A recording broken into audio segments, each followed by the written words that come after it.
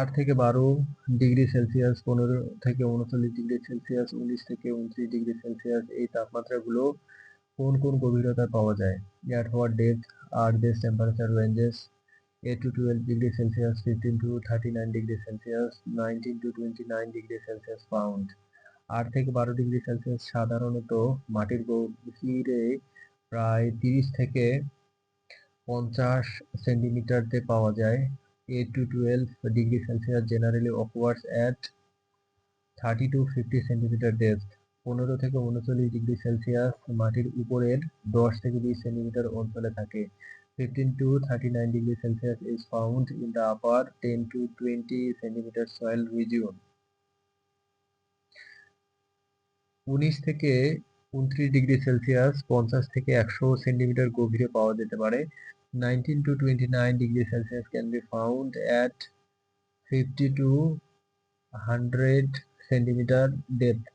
গভীরতা বাড়ার সাথে সাথে তাপমাত্রার ওঠানামা ধীরে ধীরে কমে। গ্রীষ্মে আলু চাষের জন্য মাটির তাপমাত্রা কমানোর 3টি ব্যবহারিক উপায় সুপারিশ করো। Recommend 3 practical methods to reduce soil temperature for potato cultivation in summer. Mulching মাটি ঢেকে রেখে তাপমাত্রা নিয়ন্ত্রণ করতে সাহায্য করে। Mulching helps control soil temperature by covering the soil. Sprinkler সেচ ব্যবহার করে মাটির তাপ দ্রুত কমানো যায়। Sprinkler irrigation rapidly reduce soil heat. ছায়া প্রদান ও কম আলো প্রবাহ নিশ্চিত করে মাটির গরম কমানো সম্ভব।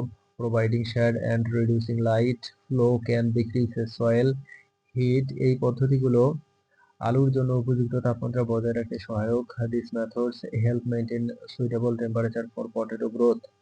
কৃষিকাজে তাপ নিয়ন্ত্রণের জন্য এই 3টি পদ্ধতি কার্যকর।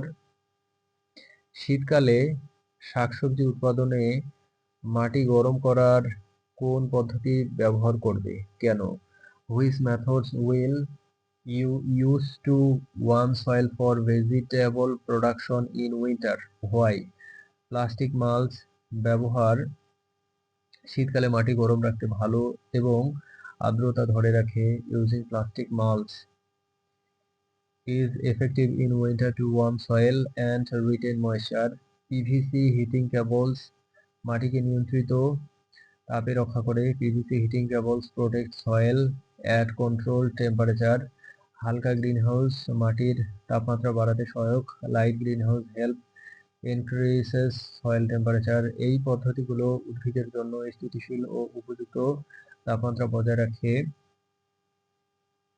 একটি ঢালু জমিতে সূর্যের আলো কিভাবে মাটির তাপমাত্রা প্রভাবিত করবে? দক্ষিণমুখী ভার্সেস উত্তরমুখী ঢাল। How does sunlight affect soil temperature on a sloped land? South facing versus north facing slope. দক্ষিণমুখী ঢালে সূর্যালোক সরাসরি পড়ে তাই মাটির তাপমাত্রা বেশি হয়। South facing slopes receive direct sunlight so soil temperature is higher. উত্তরমুখী ঢালে কম সূর্যালোক পড়ে ফলে মাটি তুলনামূলক ঠান্ডা থাকে। North facing slopes get less sunlight so soil stays relatively cooler. ঢালু জমির সূর্যমুখী দিকের তাপমাত্রা এবং আর্দ্রতা পার্থক্য গাছপালার বৃদ্ধি প্রভাবিত করে। Temperature and moisture differences in sun fetching slopes effect plant growth. ধারণা অনুযায়ী দক্ষিণমুখী ঢালে শস্য উৎপাদনের সম্ভাবনা বেশি।